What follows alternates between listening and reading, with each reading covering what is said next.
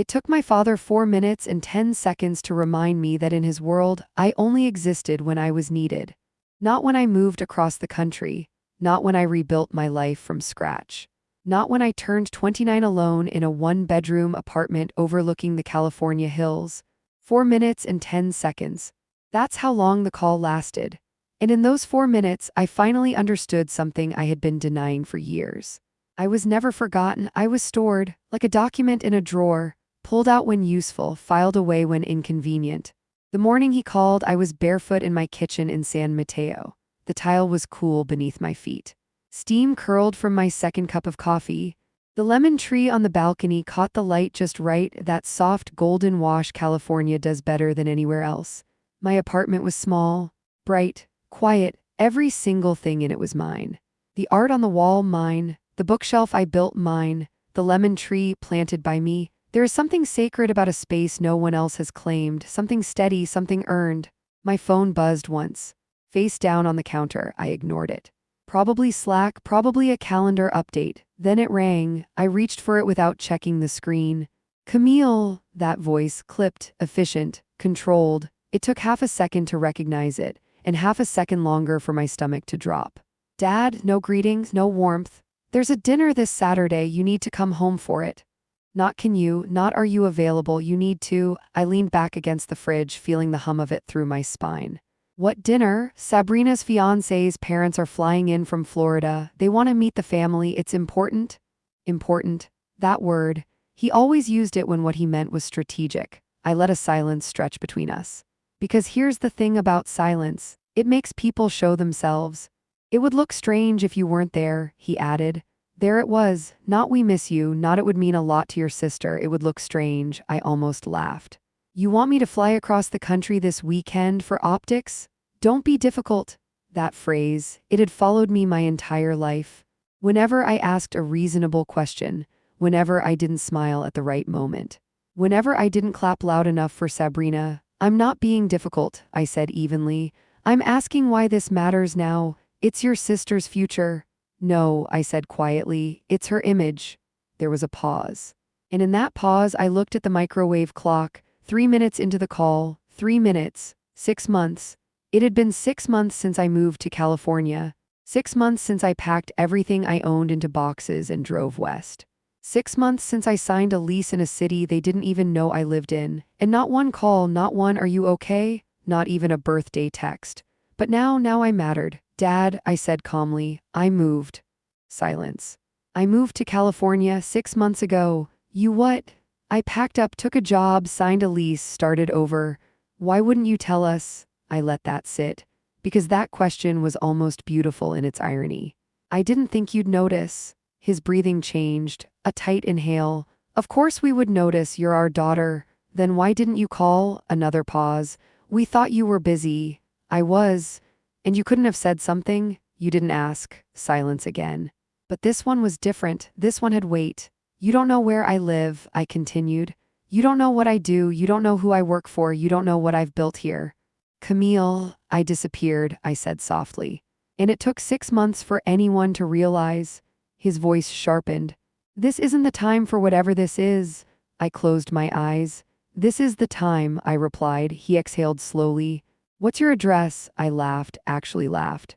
You've had 30 years of emergencies you didn't show up for. Why start now? Don't twist this. I'm not coming to the dinner. His tone hardened. This is about family.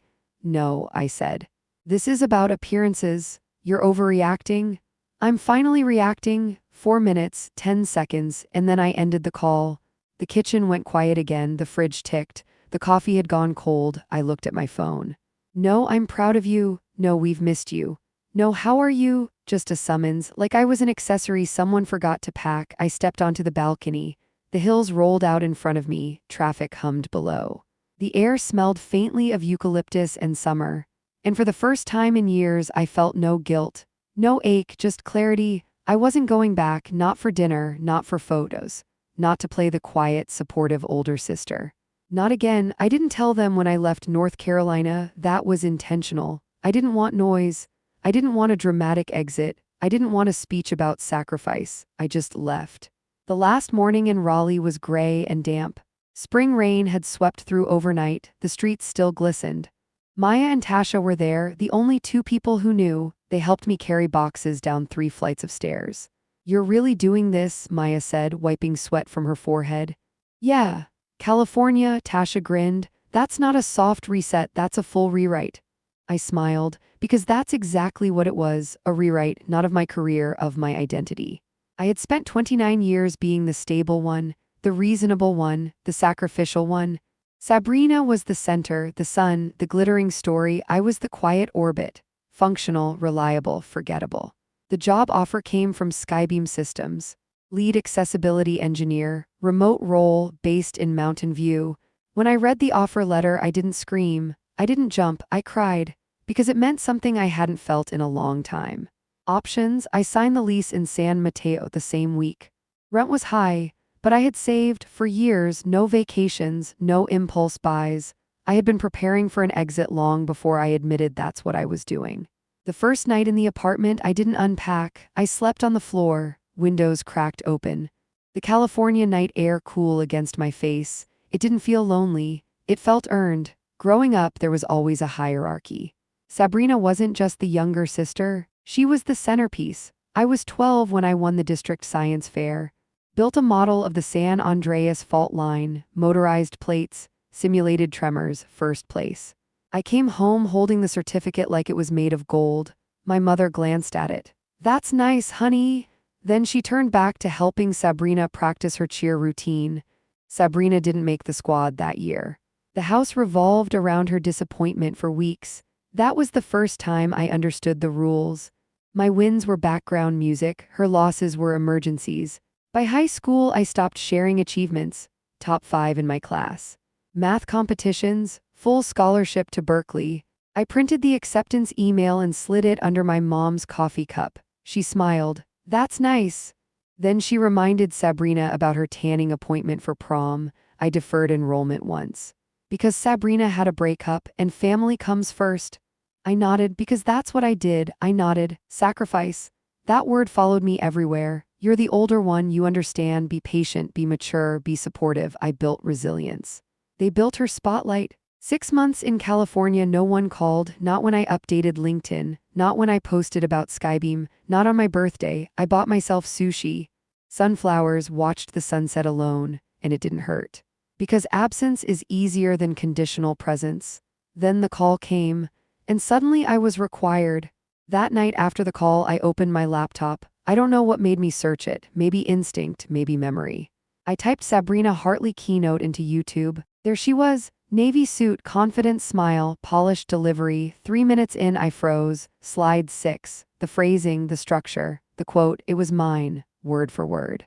From a leadership summit I gave 2 years earlier. My research, my framework, my story repackaged. I didn't feel explosive anger, I felt cold, because this wasn't new. In high school, she borrowed essays.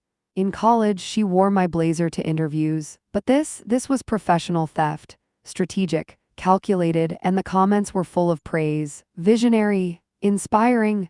Her story about her sister moved me. Her sister. She rewrote me. In her version, she was the mentor, the guide, the resilient older one.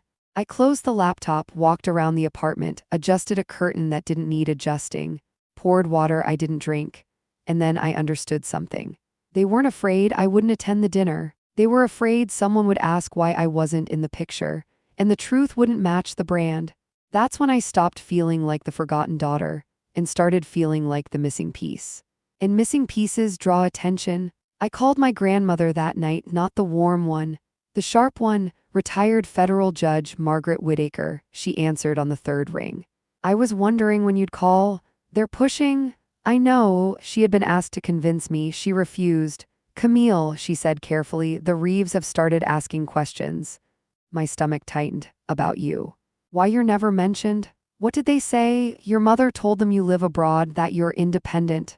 A spin, a curated omission. "They're scared," she said softly. "Of what?" "That you might speak." I stood at my window, watching city lights blink. "I don't want to ruin anything." "You wouldn't be ruining it," she replied. "You'd be telling the truth." Silence. Then she said something I didn't expect. "I see you, and I'm proud." My throat tightened, because sometimes one person seeing you is enough to change everything. At 2:17 a.m., Tasha sent me a recording, a girl's trip, years ago, Sabrina's voice, clear, laughing. Camille's great at math and code and boring stuff. She builds apps no one remembers. She doesn't know how to make things sparkle. Laughter in the background. Brilliant, she continued, but in that dry, quiet way that never makes a headline. I stopped the recording. And I didn't cry, I just understood. She didn't steal my ideas because she needed them. She stole them because she believed they belonged to her more than they belonged to me, because I didn't shine, because I didn't perform. Because I didn't sparkle, that was my mistake. I built, she branded. And in this world, brand wins, unless someone checks the source. I opened both pitch decks side by side. Mine, hers, highlighted similarities, metadata, timestamps. Audio transcripts. No adjectives, no emotion, just facts. Then I sent it to someone who once told me, if you ever have a story no one wants told, send it my way. And that's when the silence became strategy. I didn't sleep the night I sent the file, not because I was afraid, because I was calm. And calm, when you've lived in survival mode for years, feels unfamiliar, almost suspicious. At 6:12 a.m. my phone lit up. One email. Subject line, received. Reviewing, that was it. No questions yet, no emotion, just acknowledgement. But acknowledgement is powerful. It means the truth has left your hands, and once it leaves your hands, you can't control where it lands. By 8:03 a.m., my father called. I didn't answer. At 8:05, he called again. At 8:07, my mother. At 8:09, a group text appeared. Dad, we need to talk. Mom, Camille, please answer. Sabrina, what did you do? I stared at the screen. There's something almost poetic about that question. What did you do? As if truth is an attack, as if silence is violence, as if exposure is betrayal. I put my phone face down and made coffee. Slowly, measured. Intentional, because this was the first time in my life I wasn't reacting. I was allowing. By noon, the second email came. Follow-up questions, precise ones. Do you have version history files? Any correspondence showing timeline? Witnesses to original pitch? Audio verification consent? This wasn't gossip. This was documentation. I attached everything. Original drafts from my Berkeley archive, Google Drive version logs. Emails from 2 seed investors who had declined but complimented the framework. Even the Lyft receipt from the night I brainstormed the concept out loud with Sabrina. Time stamped. Proof doesn't scream, it stacks. At 2:41 p.m., the first tremor hit. A Slack message from an old colleague. Hey, random question, did you and Sabrina ever collaborate professionally? My heart didn't race, it slowed. No, I typed back. 3 dots appeared. Paused, disappeared, then, oh, that single word carries weight when someone just realized something. At 4:18 p.m., my father left a voicemail. His voice was tight, controlled, which meant he was panicking. Camille, I don't know what you've sent or to whom, but you need to stop. Immediately, this is your sister's future. Future, that word again. I let the voicemail finish, then deleted it, because here's what no one tells you about power. It doesn't come from shouting, it comes from restraint. At 6:03 p.m., I received a PDF attachment from my mother. Subject, please sign an NDA, 2 pages. Protecting familial integrity, preventing reputational harm, mutual understanding. I read it twice. There were no threats, just containment. A polite way of saying, get back in your box. I didn't reply. Instead, I opened a separate folder on my desktop. I named it If They Ever Ask, and I started organizing. That night, Sabrina called, not text, not voicemail. She called, I answered. Are you insane? She said before I could speak. No hello, no pretense, just fury. I didn't say anything publicly, I replied. You sent files? Yes. To who? To someone who knows how to read them. Silence. Then, you're jealous. That almost made me smile.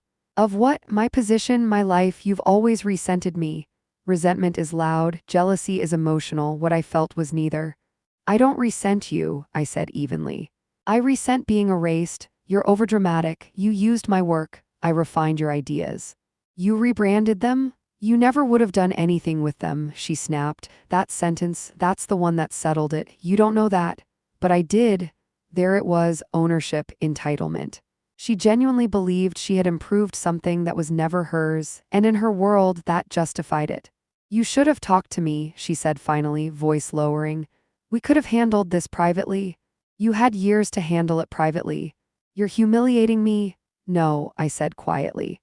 The truth is, and then I hung up. The article dropped at 9:27 a.m. the next morning. I didn't know until Tasha texted, "It's live." I opened the link. The headline was restrained, elegant, strategic, not explosive. That's what made it powerful. It didn't accuse, it compared. Side-by-side slides, timestamps, quotes, metadata. There was a paragraph that made my chest tighten. When narratives are curated too carefully, the silences become suspicious. In this case, the silence belonged to a sister whose intellectual contributions appear to have been repurposed. They never named me outright, but they didn't need to. Anyone with a LinkedIn search bar could connect the dots. By noon, my phone was vibrating nonstop. Old college friends, former coworkers, even a recruiter I hadn't spoken to in years. One message stood out, from a woman I had mentored once. "I always wondered why her framework sounded like yours." I stared at that sentence for a long time. Validation doesn't always feel triumphant. Sometimes it feels like confirmation of something you wished wasn't true. The Reeves family released a statement by 3 p.m., currently reviewing internal documentation. Taking all claims seriously. Committed to integrity. Corporate language is so clean, so polished. It almost feels harmless. But behind those words, meetings, lawyers, damage assessment, Daniel unfollowed Sabrina at 4:12 p.m. Yes, I checked, not obsessively, just once. Because unfollowing someone publicly is modern distance. And distance speaks. My father showed up at my building 3 days later, unannounced. I saw his car from the balcony. The same silver sedan he'd driven for years, predictable, reliable, controlled. He buzzed. I didn't answer. He called. I let it ring. Then he texted, "I'm downstairs." I replied, "I didn't invite you. 3 dots. We need to talk face to face." "About what?" "Your sister is being investigated." "I didn't investigate her. You started this." That sentence. You started this? As if the years of appropriation had been neutral, as if the erasure had been passive, as if silence was compliance. I walked downstairs anyway, because I wanted to see his face when he realized something. He looked older, tired. Angrier. "Get in the car," he said. "No, don't make a scene." "I'm not." People passed by, no one paid attention. He lowered his voice. "You're tearing this family apart." "I didn't build it that way." His jaw tightened. "You could have called us. You could have asked about me. That's not the point."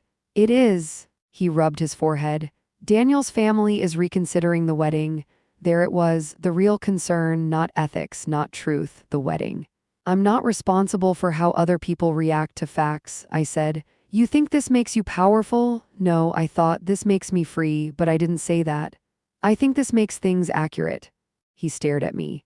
And for a moment, I saw something flicker, not guilt, not regret, fear, because control was slipping and he had never lived without it. "You've always been the reasonable one," he said quietly. "Why can't you just let it go?" Because reasonable had cost me years, because letting it go had built her career, because silence had been misinterpreted as permission. "I already let it go," I replied. "And look where that got me." Then I walked away, not dramatically, not fast, just steady, and I didn't look back. By the end of the week, the engagement gala was postponed. Official reason, scheduling conflicts. Unofficial reason. Investors were asking questions. Sponsors were nervous. And someone from Daniel's team had leaked that internal compliance was underway. My mother called that night, crying, not the theatrical kind, the exhausted kind. "Camille, please. Just say something supportive, one post, clarify that it's a misunderstanding." I haven't said anything, but people assume, they assume because the evidence is clear. She's your sister. She erased me. She didn't mean to. She meant to win. Silence. "She thought you wouldn't mind," my mother whispered. That sentence almost broke something in me because it was honest. Sabrina never thought I'd mind because I never protested before. "I do mind," I said, and I hung up. The wedding wasn't canceled. It was reduced, scaled down, quieter venue, fewer sponsors, and an empty chair placed beside Sabrina at the ceremony. Tasha sent me a photo, gold-trimmed, ornate, too large to ignore, a placeholder. For the sister they suddenly remembered, I didn't feel vindicated. I felt acknowledged, even in absence, even in silence. They had carved space for me, too late, but visibly. That night I sat alone on my balcony. city lights flickering below, and I realized something. Revenge doesn't always look like destruction. Sometimes it looks like stepping back and letting gravity do the rest. I hadn't accused, I hadn't ranted, I hadn't posted. I had documented, and documentation is louder than anger. 3 days after the wedding, the internal memo leaked. Sabrina placed on indefinite leave, pending investigation into professional misconduct. The language was clean, clinical. But the implication was brutal. Daniel moved out within the week. PR teams went silent. Her LinkedIn disappeared. My parents stopped calling daily, not because they accepted it, because they didn't know what to say anymore. And that silence, that was new, but this wasn't the end, because collapse doesn't happen in one moment. It happens in layers. And what they didn't realize yet was that this wasn't just about a pitch deck. It was about a pattern.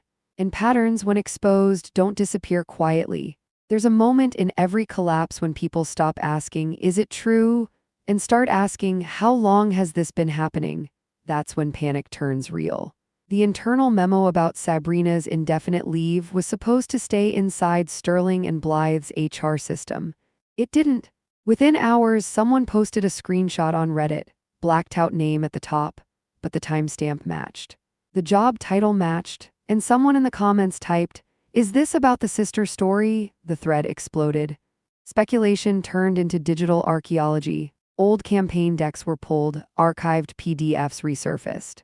Junior creatives started recognizing phrases. One anonymous account wrote, "We always joked she had a ghostwriter." Another replied, "What if the ghost was her sister?" I watched it unfold the way you watch a storm from behind glass. Close enough to see the lightning, far enough not to get wet. Tasha called me that night. "They're digging," she said without greeting. "Into what? Everything?" Her tone was different, less amused, more cautious. "Former employees are talking. Quietly, off record." I leaned back against my kitchen counter. "They're saying it wasn't just one deck." Of course it wasn't. People rarely start with the biggest theft. They test small boundaries first. High school essays, college blazers. Grad school frameworks. A slide here, a phrase there, until the line between yours and mine blurs completely, until ownership feels optional, until entitlement becomes instinct. "What happens now?" Tasha asked. I looked out at the dark outline of the hills. "Now," I said quietly, "now we wait." The next morning, I received an email from an address I didn't recognize. Subject line, clarification request. It was from an associate at Sterling and Blythe's legal department. Professional, neutral, direct. They weren't accusing me, they were asking if I would be willing to confirm authorship of specific materials. That's when it shifted. Up until now, it had been public discourse. Now it was corporate liability. I didn't respond immediately. I forwarded it to Maya. Her reply came 10 minutes later. "You don't owe them anything, but if you respond, keep it factual. No emotion, no interpretation."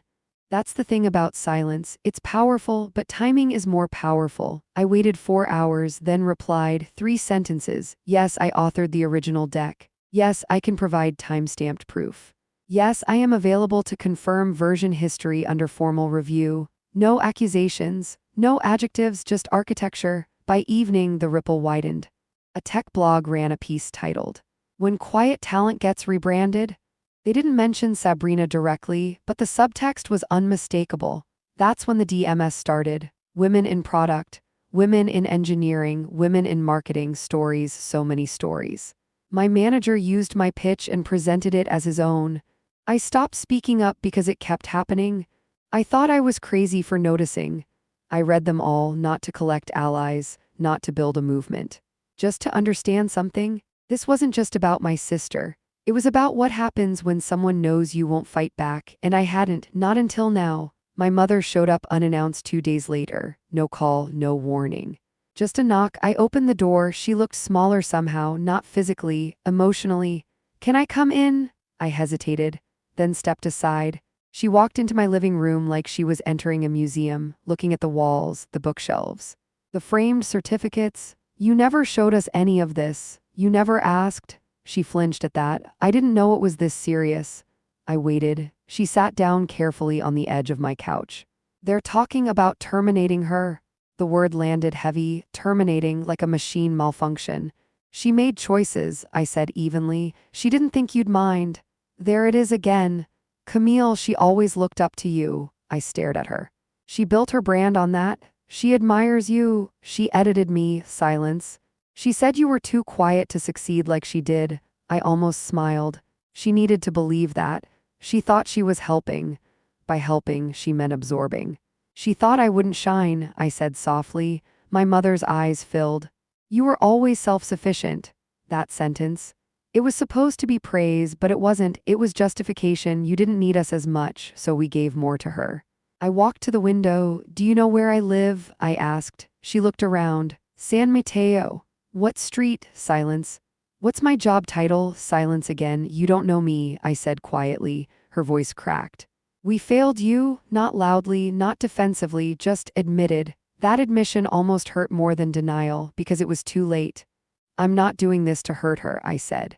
I know, I'm doing this because I'm done disappearing. She nodded slowly. But the internet is cruel, she whispered. They're saying awful things. I haven't said anything. You don't have to, she was right. Truth doesn't require commentary, it moves on its own. Before she left, she paused at the door. Daniel moved out. I didn't react. She's alone right now. So was I for years, and no one panicked then. I hope she learned something, I said. My mother looked at me like she was seeing me for the first time. Not as the reasonable one, not as the older one, just as someone who had finally stopped absorbing impact. 3 days later, the formal investigation announcement went public. Sterling and Blythe cited breach of intellectual property ethics. Sponsors began withdrawing quietly. No explosive headlines, just polite corporate distancing. Daniel issued no statement. His silence was strategic. My father stopped calling. Instead, he sent a single text, "You've made your point." I stared at that message for a long time. This was never about making a point. It was about restoring authorship. There's a difference. Making a point is emotional, restoring authorship is structural, and structure is harder to dismantle. 1 week later, the final blow landed. Sabrina's company terminated her contract. No criminal charges, no lawsuit, just reputational collapse. Her name removed from the website. Her speaking engagements quietly canceled. A carefully worded LinkedIn post claiming she was stepping away for personal growth. Comments turned off, brand intact on the surface. Hollow underneath, I expected to feel something dramatic. Vindication, relief, triumph. Instead, I felt light, like I'd been carrying something heavy for so long that I forgot what neutral felt like. That night, Sabrina called again. I answered. Her voice wasn't sharp this time, it was stripped. You could have warned me, she said. I did, I replied. When? Every time you borrowed something and I didn't protest. Silence. I thought you didn't care. I cared, I said softly. I just didn't fight. She exhaled shakily. Daniel left. I heard. They're saying I might not recover from this. I didn't respond, because recovery isn't something someone else grants you, it's something you build like I did. You always made things look easy, she whispered. They weren't, you were just quiet. I was building, she laughed bitterly. You won. That word, won, as if this had been a competition. I didn't win, I said. I stopped losing. There was a long pause. I'm sorry, she said finally. Not performative, not strategic, just small. And for the first time in my life, I believed she meant it. But apology doesn't erase pattern, it acknowledges it. And acknowledgement is only the first step. I hope you figure out who you are without borrowing from someone else, I said. Then I ended the call. The next morning, I walked to a small bookstore near the bay, just to move, just to exist outside of the narrative. 2 women stood near the nonfiction display. One whispered, "That's her." The other replied, "She never even posted about it." I pretended not to hear, bought a book, left quietly, because here's the final irony. The thing that gave this story power was my refusal to perform it. I never made a statement, never gave an interview, never posted a thread. I simply allowed documentation to surface and let gravity work. But the story wasn't over yet. Because collapse creates vacuum, and vacuum demands adjustment. My parents began emailing differently. No demands, no optics, just tentative. My grandmother sent one message, short, precise. You are not the warning. You are the loss. I read that sentence 3 times and pinned it to my corkboard beside the NDA I never signed. Because sometimes the most powerful revenge is becoming undeniable. but there was still one thing left. One final confrontation, not explosive, not dramatic, just necessary, because power comeback isn't complete until the person who erased you has to look at you without a script. And that moment was coming. Sooner than any of them expected. Power shifts quietly. It doesn't announce itself. It doesn't demand attention. It simply rearranges the room. And when I walked into my parents' house for the first time in 4 months, the room had rearranged. No one told me to come, my grandmother did. She called not to persuade, not to guilt, but to inform. Dinner, Sunday, 6, you should be there. Not please, not for your sister, just certainty, so I went.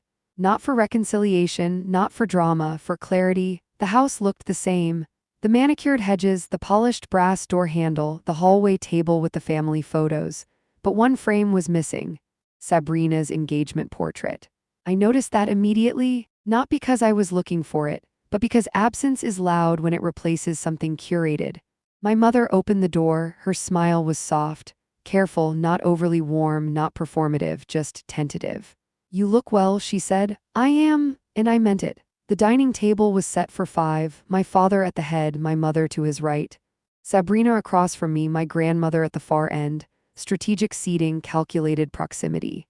I took my chair, no one spoke for a few seconds. It felt like waiting for a conductor to lift a baton, but no one wanted to lead. Finally, my father cleared his throat. We're here because this family needs to reset. Reset.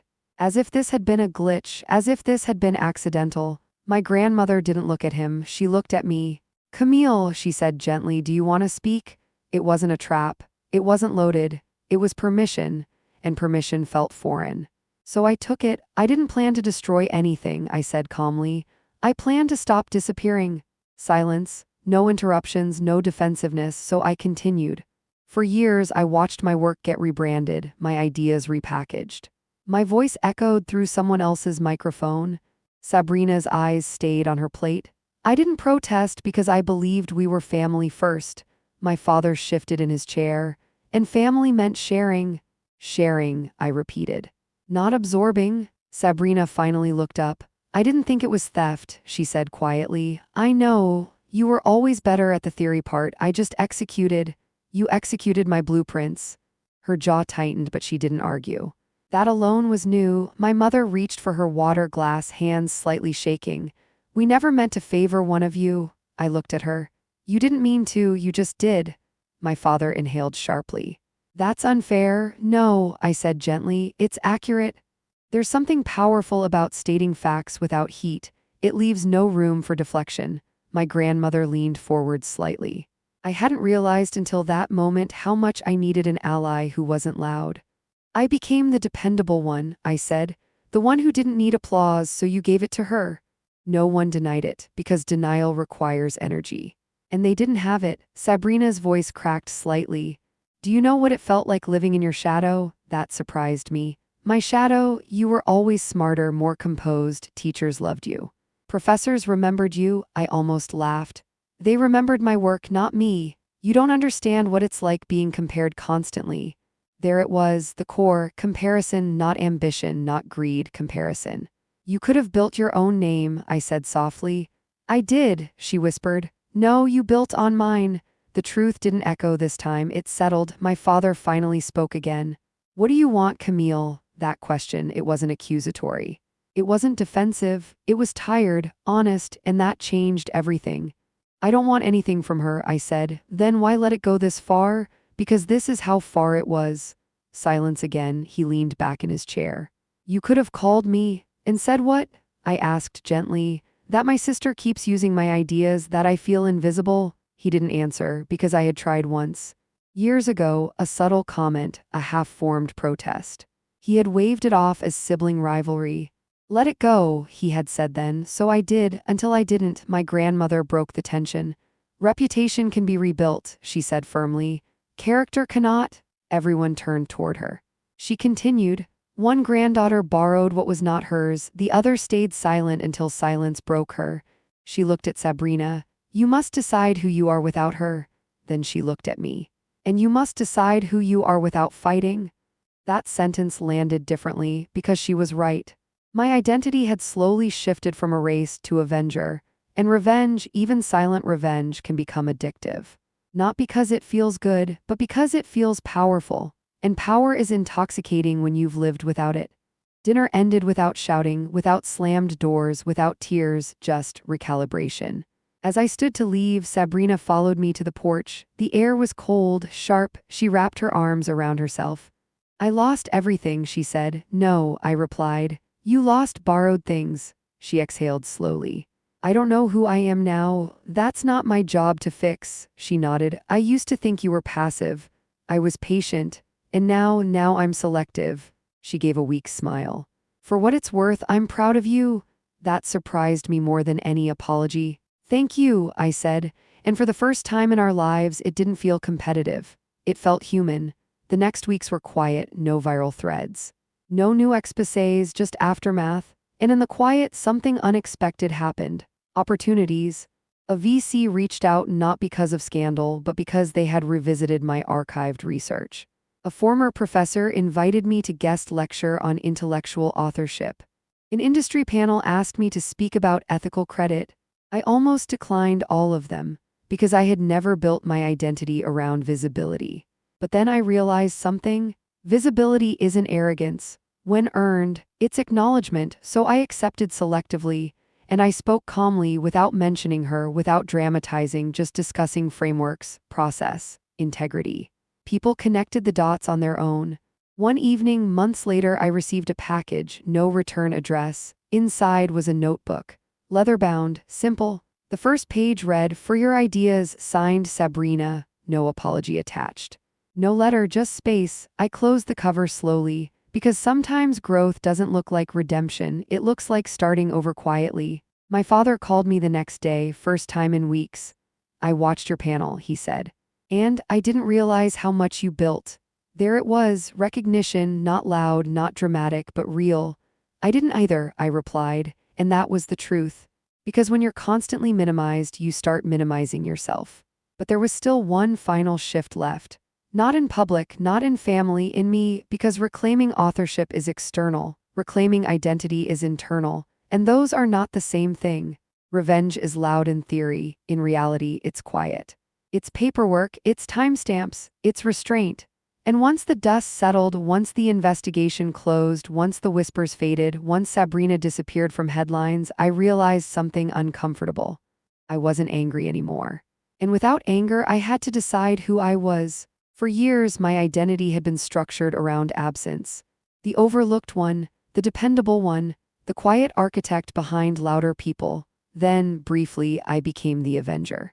The silent disruptor. The sister who let gravity do the work, but revenge, even justified revenge, is transitional. It's not a destination. And when the momentum fades, you're left alone with yourself. 3 months after the investigation closed, I stood in front of a lecture hall at Berkeley. Full circle, rows of students, bright, curious, hungry. The topic on the screen behind me, authorship, ownership, and ethical power. I hadn't planned to speak publicly, but the invitation felt different. It wasn't about scandal, it was about structure. I looked at those students and said the first thing that came naturally, credit isn't ego. It's infrastructure. You could hear the room still. Without accurate credit, I continued, power consolidates in the wrong places.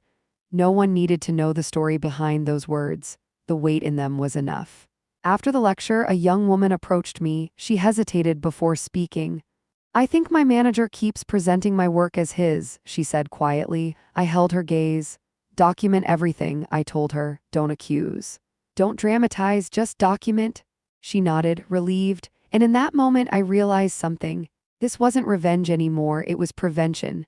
Sabrina moved to Chicago, smaller firm, lower profile, no social media presence. No curated image, just work, real work. We didn't talk often, not out of bitterness, but because we were rebuilding separately. Once, months later, she sent a short text. I'm writing something new. It's completely mine. I read it twice. Then replied, good, no sarcasm, no judgment, just acknowledgement, because growth doesn't require applause, it requires ownership. My parents changed too, not dramatically, not overnight. But subtly, my father began asking about my projects. Specific questions, not surface-level ones. My mother visited my apartment and asked for a tour, not out of curiosity, out of interest. Those small adjustments meant more than any apology, because attention is the currency of love, and for the first time, it felt balanced. But the most important shift didn't happen in a lecture hall or at a family dinner. It happened alone. One night, 6 months later, I opened the folder on my laptop titled "If They Ever Ask," all the documentation, all the proof, all the timestamps. I stared at it for a long time, then I archived it. Not deleted, not erased. Just archived, because I no longer needed to be ready for battle. That was the real comeback. Not her termination, not public opinion, not family recalibration. It was the moment I no longer expected erasure.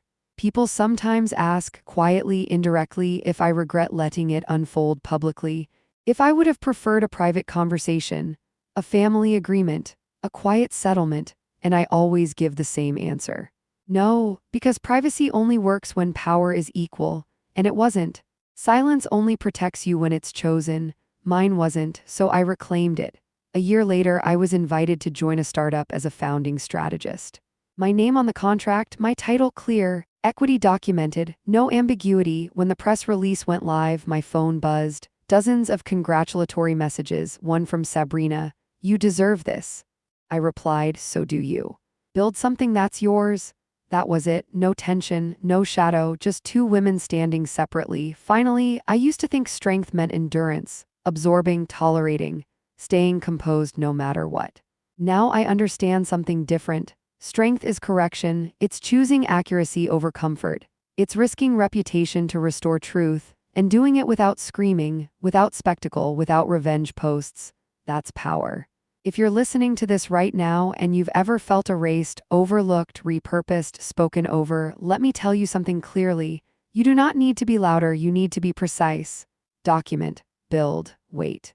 And when the moment comes, move once. Not emotionally, structurally, because the world doesn't collapse from noise, it collapses from evidence. I don't hate my sister, I don't resent my parents, and I don't replay the story anymore. Because this was never about destroying someone else, it was about reconstructing myself.